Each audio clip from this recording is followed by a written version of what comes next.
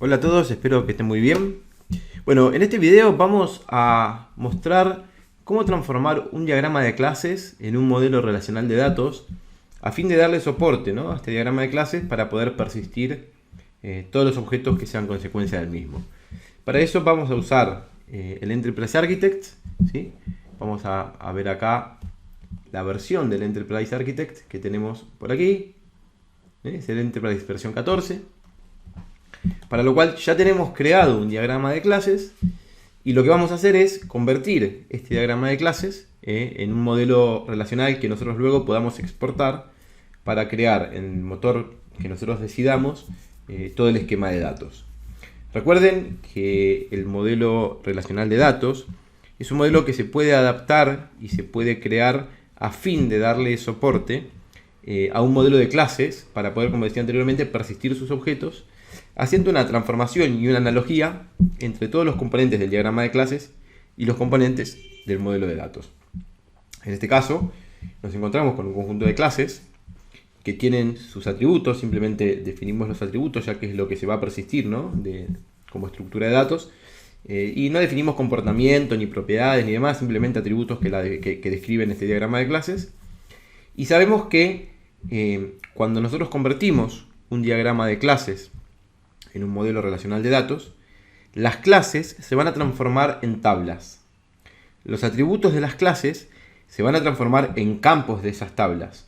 Y las relaciones se van a transformar también en relaciones que van a permitir mantener la integridad referencial de todos los datos, que van a ser la que den origen, ¿no?, luego a los objetos, cuando uno desee recuperar los datos de la base y reconstruir, ¿no?, el modelo de objetos que surja a partir de esta estructura definida en este diagrama de clases.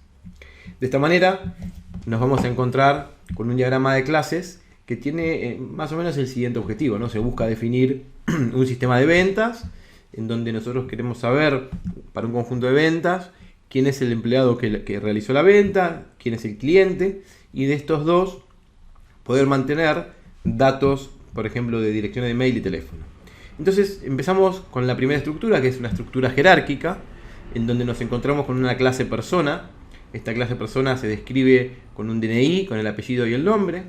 Esta es una clase abstracta, como vemos que está en itálica, que se va a hacer concreta en dos clases: la clase empleado y la clase cliente. En nuestro sistema todos los clientes son personas, por lo tanto esta estructura jerárquica aplica correctamente.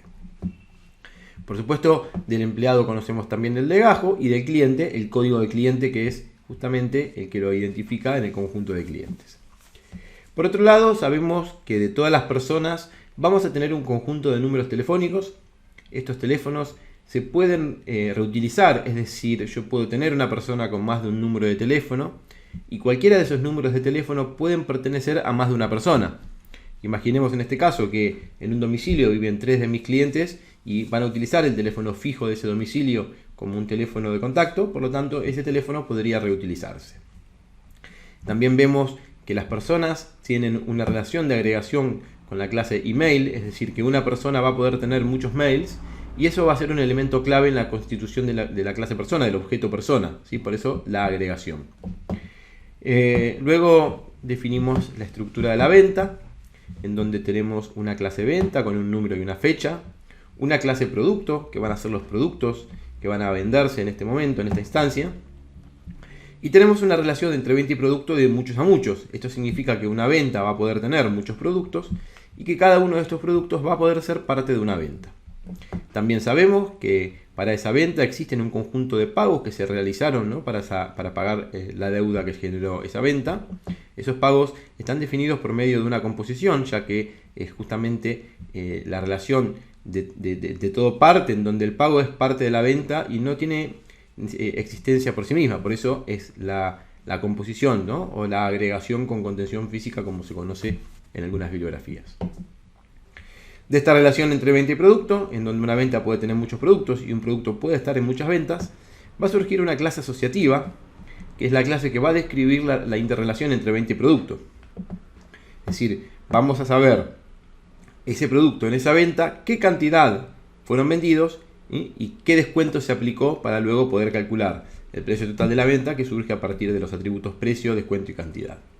De esta manera describimos el modelo de clases, el diagrama de clases, y vamos a comenzar la transformación del mismo a partir de la creación de tablas para poder describir cada una de las clases y, por supuesto, los atributos y las relaciones, ¿no?, que van a dar origen al esquema de datos o al modelo relacional de datos. Para comenzar con la transformación, ¿no?, de este diagrama de clases al modelo de datos, acá en el Enterprise, lo que primero voy a hacer es crear un paquete, un package, que nos permita guardar ahí adentro todos los componentes que van a ser parte del diagrama de clase, del modelo de datos. Por lo tanto, lo primero que voy a hacer es posicionarme en el nodo raíz del explorador de proyectos. Voy a poner el botón derecho y voy a poner agregar modelo usando un wizard. Puedo también lo mismo hacerlo agregando una vista, que va a ser la vista del diagrama de clases. Vamos a usar esta última opción. Pongo add view o agregar vista si lo tienen en español. Voy a ponerle un nombre al paquete y voy a decirle que como contenido inicial cree un diagrama.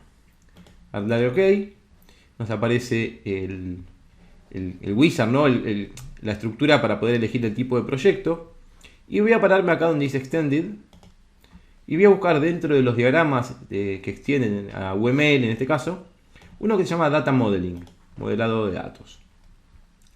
Esto es básicamente una extensión del diagrama de clases en Enterprise para poder modelar la estructura de una base de datos relacional. Le doy OK y lo que nos crea es simplemente un diagrama en blanco, que va a ser el diagrama en el cual nosotros vamos a comenzar a construir nuestro modelo de datos. Bueno, para empezar entonces con la construcción de nuestro modelo relacional de datos, es importante tener a mano el diagrama de clases, ¿no?, para poder realmente hacer una construcción a partir de este diagrama y realmente poder mantener una analogía, ¿no?, y una equivalencia entre ambos diagramas. Por eso es que yo dejo a la vista el diagrama de clases para poder luego construir. Lo que vamos a empezar haciendo es, en primera instancia, crear una tabla para cada una de las clases que son parte del diagrama. Por eso empezamos construyendo una tabla para la persona. Con F2 le cambiamos el nombre. Vamos a construir una tabla para el empleado. Vamos a construir una tabla para el cliente, ¿no? Y esto lo vamos a hacer con cada una de las clases que sean parte del diagrama. Bueno, como ven, construí entonces una tabla para cada una de las clases del diagrama y nos queda revisar aquellas tablas que no se ven explícitamente en el diagrama por ser parte de una relación de muchos a muchos dentro del diagrama de clases, como es el caso, por ejemplo, de la relación que existe entre persona y teléfono. Como sabemos, no es posible implementar esta relación conceptual de muchos a muchos, por lo tanto es importante saber que es necesario poner una tabla intermedia que vincule ambas entidades y nos permita crear la relación.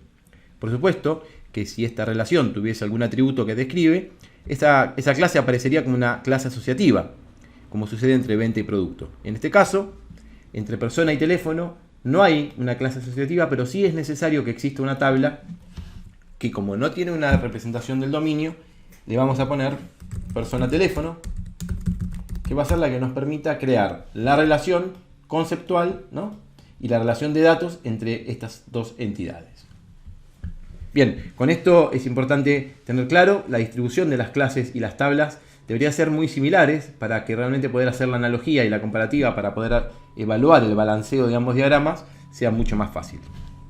Bueno, una vez que tenemos entonces armada la estructura, el siguiente paso sería completar cada una de las tablas con los campos correspondientes.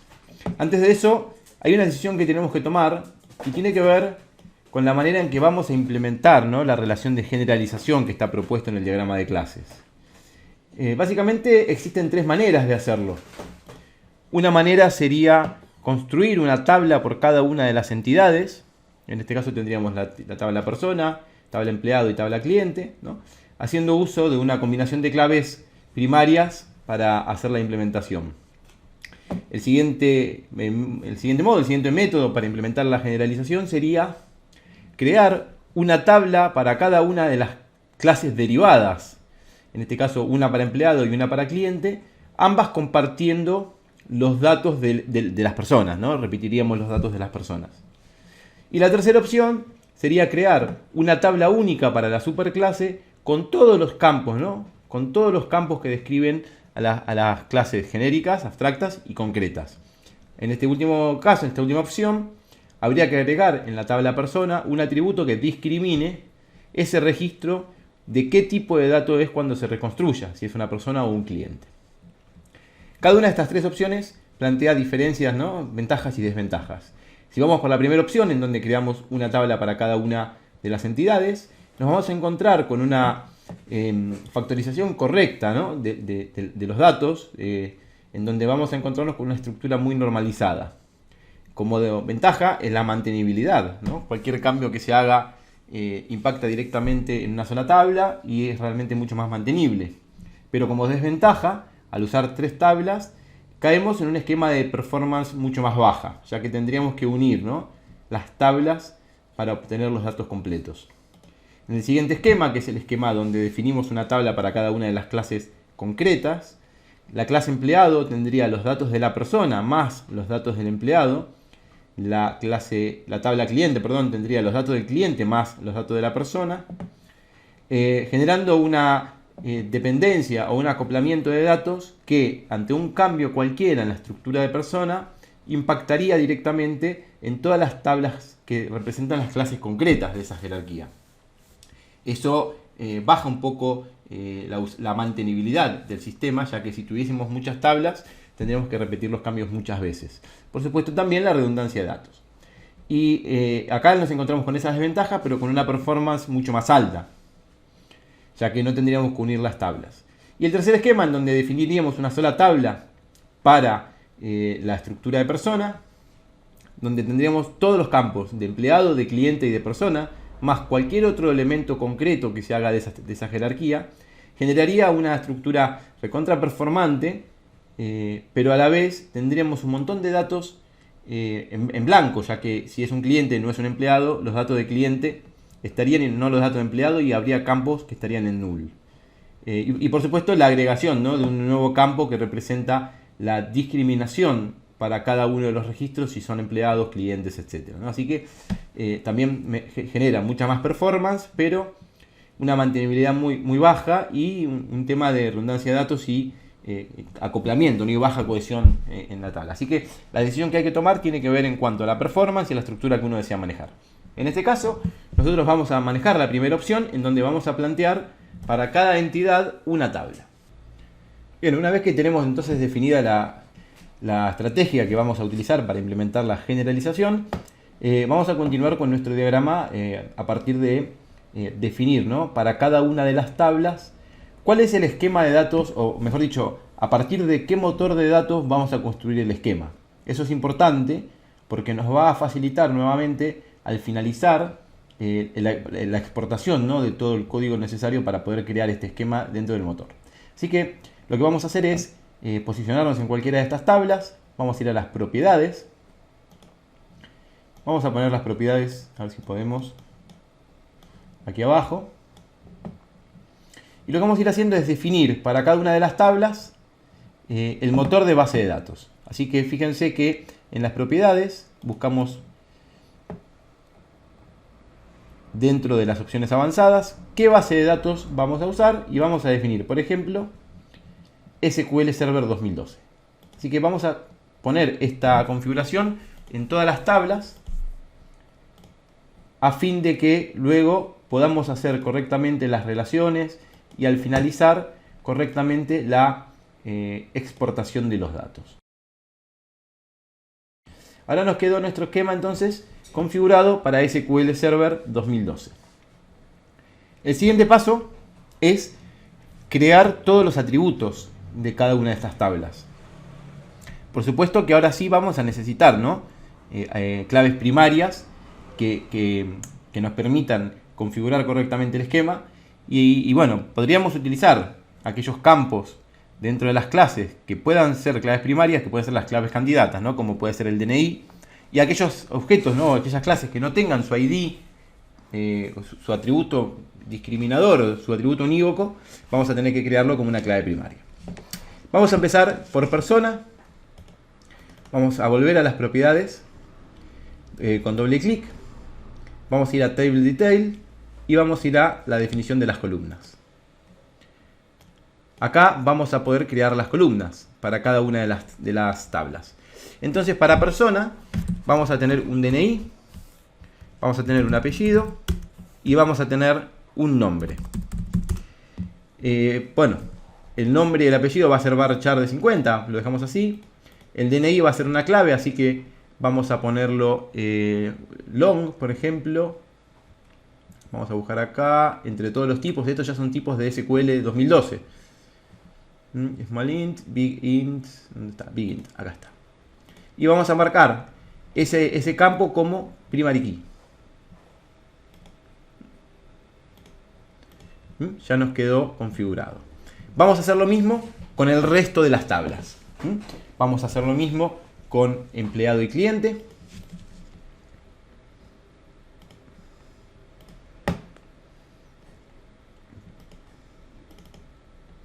Con doble clic entramos más fácil.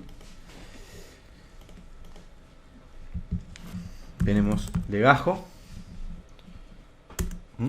Por supuesto que acá, como tenemos una generalización, vamos a utilizar también la clave primaria de lo que sería la persona, ¿no? Para poder hacer la relación. Y esto sería DNI. En este caso también vamos a utilizar big int para hacer, ¿no? la primary key. Correcto. Definimos entonces que la combinación de ambas, si quieren, puede ser la primary key. Pueden ser las dos o dejamos solamente legajo. Después lo reconfiguramos. Vamos a ir a cliente. Vamos a ponerle código de cliente y DNI.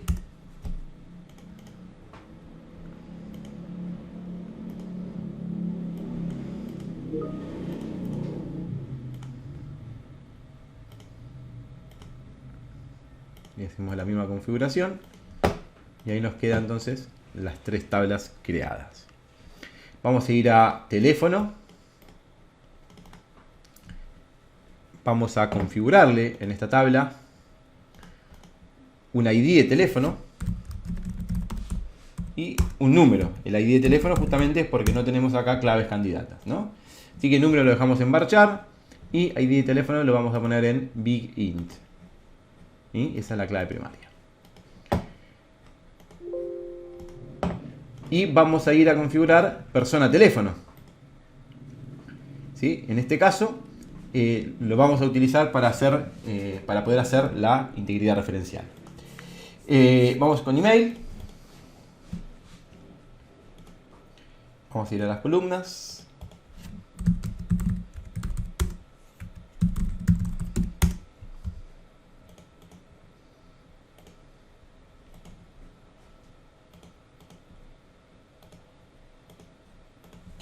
Vamos a ir a venta.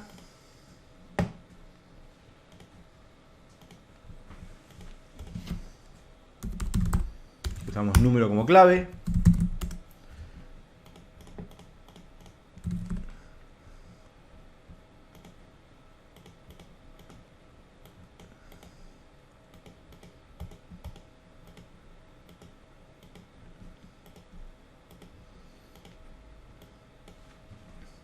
Vamos a ir a producto.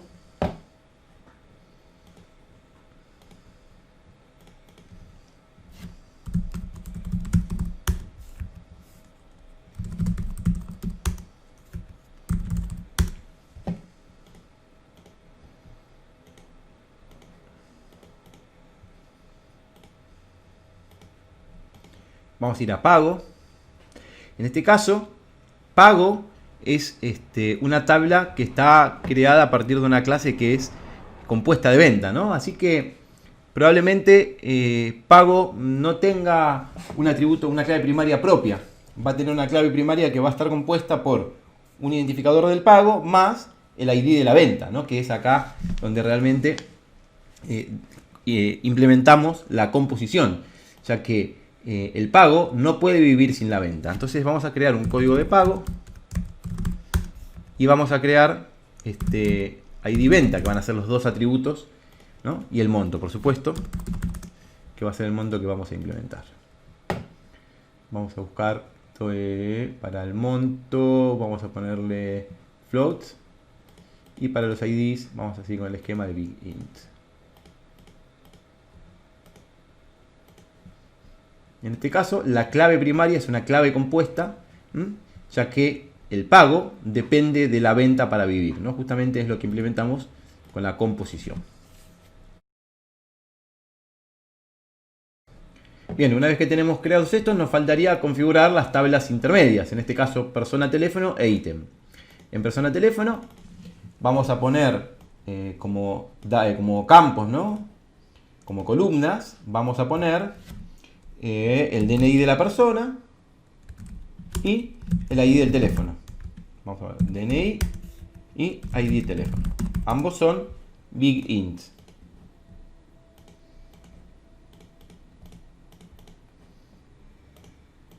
Y ambos van a ser clave, ¿no? Nuestra entidad persona teléfono se va a componer de las claves de ambas dos como para poder identificarse de manera unívoca. Y lo mismo pasará en ítem, que en ítem vamos a tener como columnas el número de la venta y el ID del producto.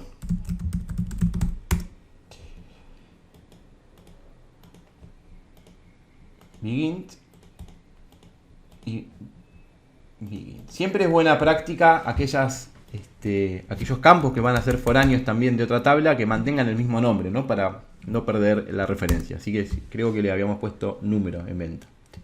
Ambas van a ser primary key. Bien, de esta manera tenemos entonces las relaciones. Luego tenemos que continuar planteando el concepto de integridad referencial, ¿sí? Vamos a tener que armar las referencias.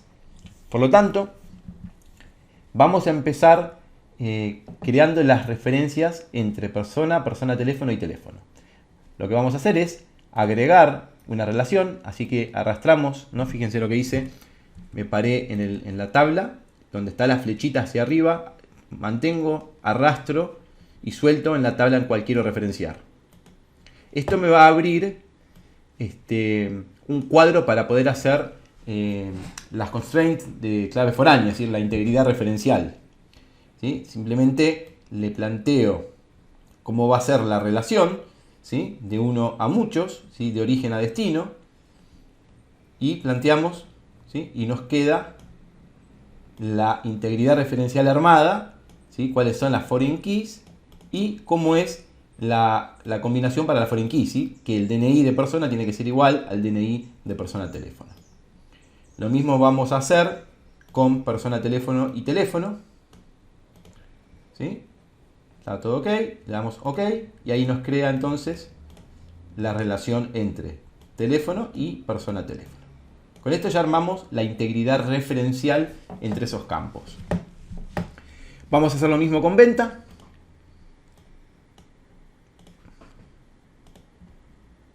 Fíjense que ya automáticamente hace la relación, ¿no?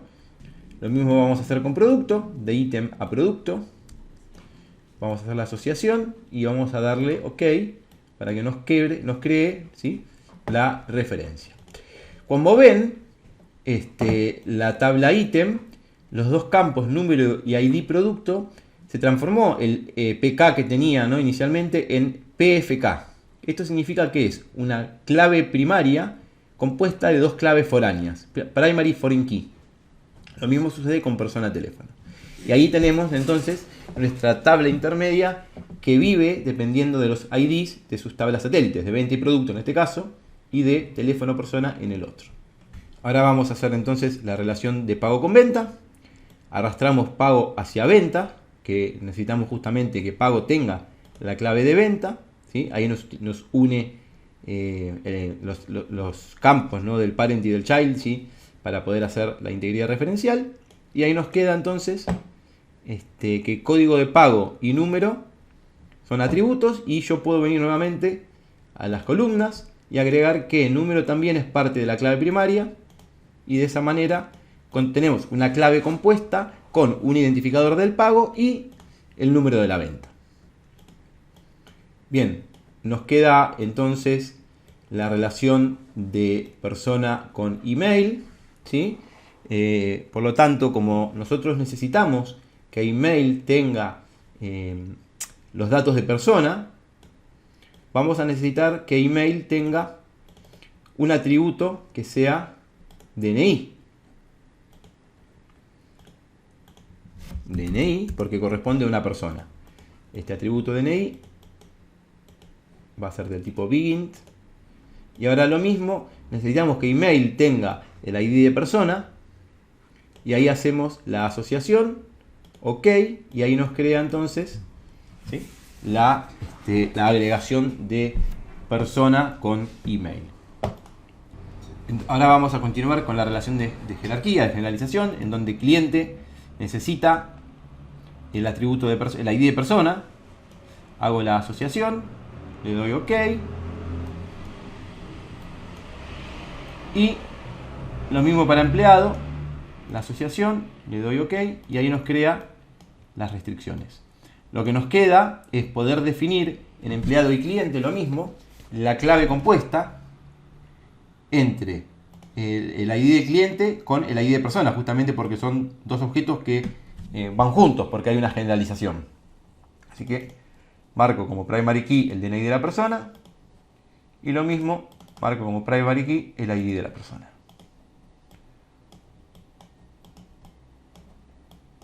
Bien, de esta manera, entonces ya tenemos todo nuestro esquema, ¿sí?, de tablas armado con toda la integridad referencial a partir del modelo, ¿no?, de clases propuesto.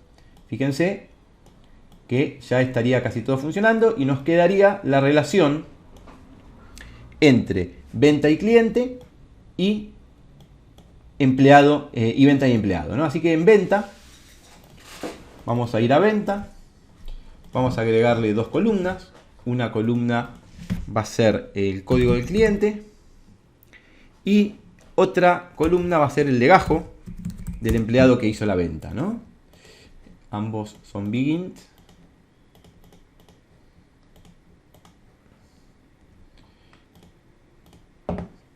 Y ahora necesitamos que venta tenga el legajo del empleado.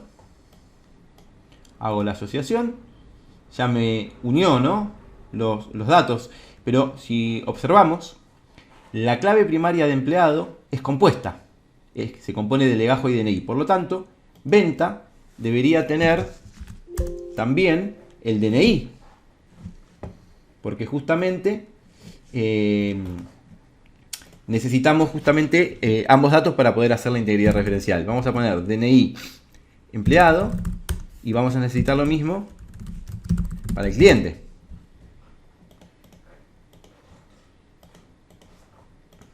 A ver si estamos bien con esto. Aceptamos. Y ahora sí, vamos a ir de venta a empleado. Y acá vamos a decirle que utilice el campo DNI empleado para hacer la asociación. Y vamos a hacer lo mismo con cliente. Hacemos la asociación y le pedimos que utilice el DNI del cliente. Y de esa manera ya tenemos armada todo nuestro esquema, ¿sí?, con todas las validaciones referenciales para poder justamente mantener, ¿no?, de manera correcta la integridad de todos nuestros datos. Como vemos, ya tenemos hecha la notación Martin. Para configurar la notación Martin en los diagramas, lo que tenemos que hacer es, en cualquier lugar en blanco del diagrama, le damos botón derecho propiedades, vamos a la sección de conectores y aquí ponemos ingeniería de información, ¿no?, como tipo de conector en lugar de UML. De esta manera ya tenemos la notación Martin colocada.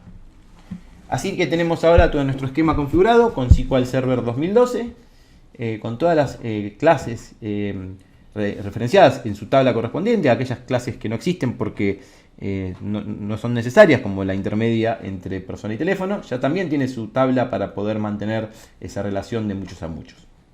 Lo que nos queda ahora es exportar esto al SQL Server y ejecutarlo como script y que ya tengamos nuestro esquema funcionando.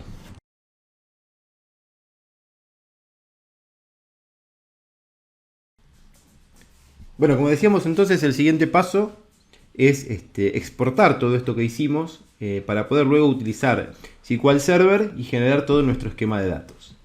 Para poder exportar el diagrama, lo que tenemos que hacer es posicionarnos en la carpeta donde están todas las tablas y el diagrama, ¿no? Siguiente paso, vamos a ir a la solapa Code o código si está en español. Y en esta solapa buscamos el botón DDL. ¿Sí? DDL es Data Definition Language, es lenguaje de definición de datos. Lo que vamos a hacer con esto es generar, ¿sí?, o exportar el esquema de base de datos. Haciendo clic acá, nos va a aparecer un recuadro donde están todas las tablas que uno quiere exportar. Fíjense que ya están todas definidas para SQL Server 2012. Le ponemos un nombre al archivo, ¿sí? Elegimos en qué carpeta lo queremos hacer y ponemos Generate. Se va a abrir una ventanita que, bueno, acá no se llegó a ver, y esto nos va a generar el archivo. Este archivo luego lo buscamos en el lugar donde se generó y lo que hacemos es abrirlo. Vamos a buscarlo directamente desde el disco rígido.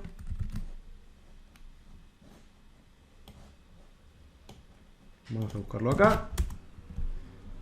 Editamos este archivo. Fíjense que nos genera, ¿sí?, todo el DER completo. Con esto el siguiente paso es copiarlo. Y por último, desde el Management Studio de SQL Server, ¿sí?, vamos a nuestra base de datos local, a nuestro servidor local. Dentro de Databases creamos una nueva base de datos y le ponemos ejemplo, por ejemplo, DER. Esto lo que hace es crear la base de datos. Una vez que la tenemos creada, ponemos un nuevo query y pegamos el código que generó el Enterprise Architect. Siguiente paso, ejecutamos. Y esto lo que nos crea es entonces todo el esquema de tablas, tal cual lo diseñamos nosotros, ya con su integridad referencial, con todas las cuestiones básicas que nosotros creamos y configuramos. De esta manera ya podemos exportar el código y generarlo. Por supuesto que desde el Enterprise uno puede mantenerlo actualizado, así que podría, ante un cambio cualquiera, volver a generar el código, ¿sí?, y a partir de acá mantener sincronizado, por supuesto, todo el esquema, y manejarlo todo a partir del modelado de las clases.